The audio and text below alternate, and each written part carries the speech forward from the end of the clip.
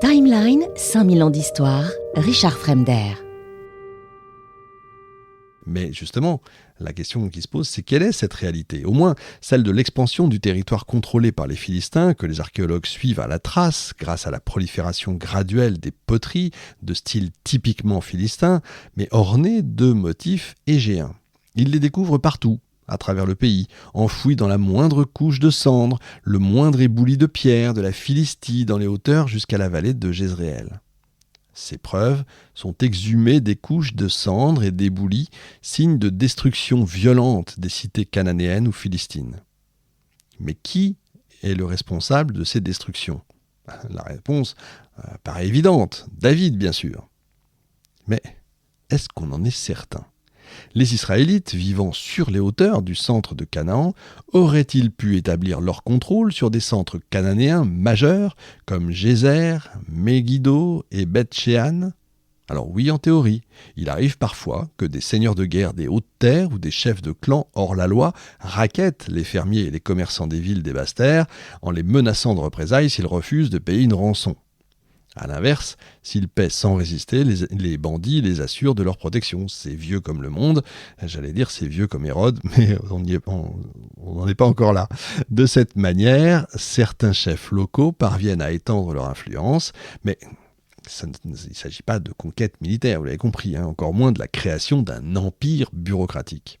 Les Vikings, par exemple, évidemment, étaient moins nombreux que nous quand ils nous sont tombés sur le paletot, si j'ose dire, mais c'est pas non plus des conquêtes militaires, c'était des raids, mais pas des conquêtes militaires. La disparition de la poterie philistine vers 1000 avant Jésus-Christ a longtemps été associée justement aux conquêtes de David. Or, les archéologues actuels savent maintenant que ce style de poterie s'est poursuivi bien après le règne de David. Elle n'est donc plus un critère de datation fiable pour reconnaître les supposées conquêtes de David.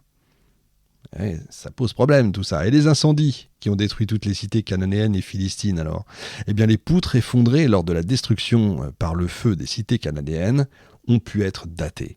Le bois utilisé pour la construction des bâtiments a été coupé durant le Xe siècle avant Jésus-Christ seulement, c'est-à-dire bien après la supposée campagne militaire de David. Donc que conclure de tout ça ? Eh bien nous n'avons de nos jours plus aucune raison de douter de l'existence historique de David. En revanche, il est certain qu'il n'a jamais fondé un puissant empire, vaste et prospère, qu'il n'a pas édifié de monuments majestueux et n'a pas fondé une riche capitale. Les recherches archéologiques les plus récentes donnent à voir un pays rustique, largement rural, totalement dénué de documents écrits et d'inscriptions, outil indispensable au fonctionnement d'une monarchie digne de ce nom.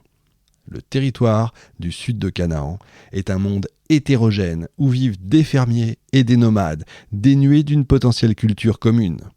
L'habitat y est très clairsemé et Jérusalem n'est alors qu'un village des hautes terres parmi d'autres. D'après de récents calculs, le pays compte alors 45 000 habitants au total, dont 90% vivent dans les villages qui couvrent la partie nord. Les 5 000 personnes restantes vivent éparpillées entre Jérusalem, Hébron et une vingtaine de villages de Juda, auxquels viennent s'ajouter quelques groupes de semi-nomades. C'est sûr que ça fait drôle. Quand on voit ça aujourd'hui, ça fait curieux. Alors malheureusement, des conflits éclatent au sein même de la famille. Son fils, le fils de David, Absalom, se révolte contre lui peu avant la mort de David. Le grand prêtre Sadoc oint son plus jeune fils, Salomon, celui qui affermit la dynastie et organise son empire qui s'étend à présent de l'Euphrate à la terre des Philistins et jusqu'aux frontières de l'Égypte. Tout ça, on suit la Bible, bien sûr, vous avez compris.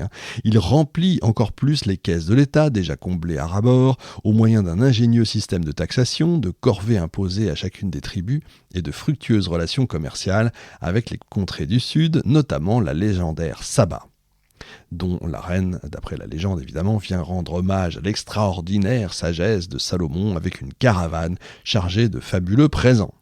Salomon est également célèbre pour ses réalisations architecturales. C'est lui qui bâtit le temple de Jérusalem, édifice magnifique, richement décoré, qu'il inaugure en grande pompe et auquel il joint un splendide palais. Il fortifie Jérusalem, ainsi que les centres régionaux que sont devenus Hazor, Megiddo et Gézer.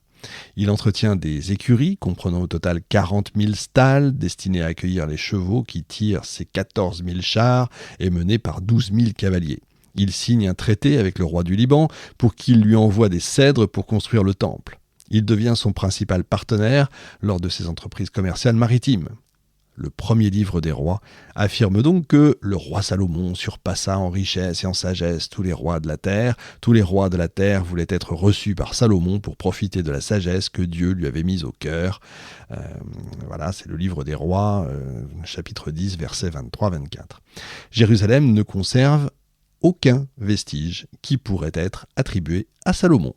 Alors c'est vrai que ces vestiges pourraient être encore être ensevelis sous les bâtiments actuels de l'actuelle Jérusalem, notamment ceux du temple, enfouis sous celui édifié plus tard par Hérode. Et la Bible ne tarit pas d'éloges à propos de la sagesse et de la richesse de Salomon, vous avez entendu. Elle le décrit comme un souverain puissant, juste et d'une richesse inégalable, qui, je cite, règne sur tout Israël, qui possède, je cite encore, 40 000 chevaux de char et 12 000 chevaux de selle, comme je vous ai dit tout à l'heure, et qui fait construire toutes les villes lui servant d'entrepôt, et les villes pour les chars et les villes pour les cavaliers.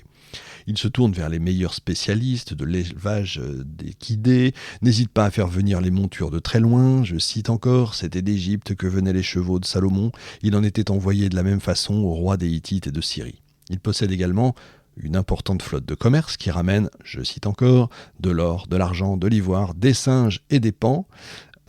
Là, on est dans le verset 21-22. En son temps, l'or coule à flot. Je cite enfin, toutes les coupes du roi Salomon étaient en or, car de son temps, on ne faisait aucun cas de l'argent. À Jérusalem, le temple que le roi Salomon éleva au Seigneur était tout entier couvert d'or. Chapitre 6, versets 2-22. À la lecture de ces quelques versets, vers tiré du premier livre des rois, on a quand même l'impression de lire un conte des mille et une nuits. Pardon, mais quand j'étais lycéen, j'avais écrit pour une disserte de français que la Bible était peut-être le plus grand livre de science-fiction qui était écrit. Bon, ça n'avait pas plu à mon prof de français, qui n'avait pas aimé du tout, et je m'en excuse, c'était pas du tout pour blesser qui que ce soit, mais c'est vrai que quand même, il y a des histoires assez formidables. Bon, c'est vrai que certains passages relèvent quand même du conte merveilleux. On en trouve d'autres exemples dans la Bible, comme le magicien Balaam qui discute avec son ânesse. Vous avez l'histoire de Samson, auquel ses cheveux confèrent une force surhumaine, celle de Jonas, avalé par un poisson. Ce récit, qui semble quand même le plus fabuleux de tout l'Ancien Testament, repose pourtant sur une réalité historique. Les archéologues se sont attachés à vérifier point par point ce que la Bible dit des richesses de Salomon. L'ensemble de leurs travaux en la matière est quand même le chef-d'œuvre de la recherche biblique. La Bible décrit tous les travaux de construction qu'aurait entrepris Salomon dans les cités de Megiddo, Hazor et Gézer. Je ne sais pas si on dit Gézer, Gézer. Aussi, les impressionnants vestiges de l'âge du fer, découverts à Megiddo, cité stratégique, qui est située sur la voie qui relie l'Égypte à la Mésopotamie, ont immédiatement été attribués à Salomon. Les archéologues effectivement, ont dégagé 2 séries de grands édifices publics composés de grandes salles rectangulaires reliées les unes aux autres sur la longueur par un mur mitoyen. Chaque salle, je vous passe les détails, est divisée en 3 allées étroites, etc., etc. Ces bâtiments ont tout de suite été identifiés comme les fameuses écuries de Salomon. Une porte monumentale similaire a été découverte à Hazor. Toutefois, elle présente quand même un plan singulier. Une tour suivie de 3 salles flanque chaque côté de l'entrée. Ça pourrait être la preuve irréfutable de la présence de Salomon à travers tout le pays. Mais est-ce qu'on peut vraiment interpréter des vestiges archéologiques en suivant à la lettre ce que nous dit le récit biblique ? Alors c'est vrai, les portes de Gézer et d'Assor sont toutes deux connectées à une fortification à casemate creuse, tandis que celle de Megiddo est reliée à un mur plein. Les archéologues ont immédiatement estimé qu'ils venaient de trouver des écuries de Salomon. Sous ces écuries, ils ont exhumé les restes d'un très beau palais, mesurant près de 600 mètres carrés, construit en larges blocs de pierre appareillés qui s'élèvent en bordure nord du tertre. Il s'élève juste à côté des salles, interprétées comme le mur à casemate manquant, attaché à la porte aux 3 salles. Un autre palais, qui suit le même plan, a ensuite été découvert au côté sud du tertre. Or, ce type de palais est typique de l'âge du fer et se retrouve principalement dans le nord de la Syrie. Détail essentiel, son plan correspond exactement à la description du palais de Salomon dans le livre des rois. Donc on peut en conclure que ces deux palais ont bien été construits par Salomon. En revanche, les écuries construites sur leurs ruines sont immanquablement plus tardives.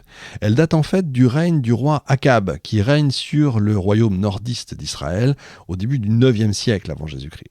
D'ailleurs, une inscription assyrienne décrit l'importance des régiments de chars du roi Akab. Donc, les portes et les palais de Megiddo, Hazor et Gézer prouvent que ces trois cités ont été édifiées en même temps. Elles trahissent une influence nordiste et représentent les plus beaux édifices de l'âge du fer jamais découverts en Israël.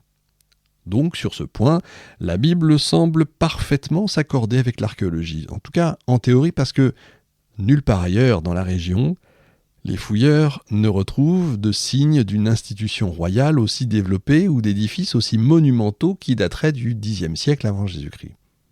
N'oublions pas qu'à cette époque, Juda, patrie de David et donc de Salomon, est encore passablement sous-développé. Donc ce royaume n'a rien d'un puissant empire riche et prospère. En plus, les fameux palais découverts à Megiddo n'apparaissent en Syrie qu'au début du IXe siècle avant Jésus-Christ, c'est-à-dire un siècle après le règne de Salomon. Sans parler du contraste frappant entre Megiddo et Jérusalem, la capitale supposée empire de Salomon. Megiddo, ville provinciale, est dotée d'un somptueux palais en pierre appareillé, alors que Jérusalem, la capitale, n'est qu'un modeste village isolé et sous-développé. Ces remarques mettent en lumière les monumentales erreurs de datation des archéologues du XIXe et du début du XXe siècle. Timeline, 5000 ans d'histoire, Richard Fremder.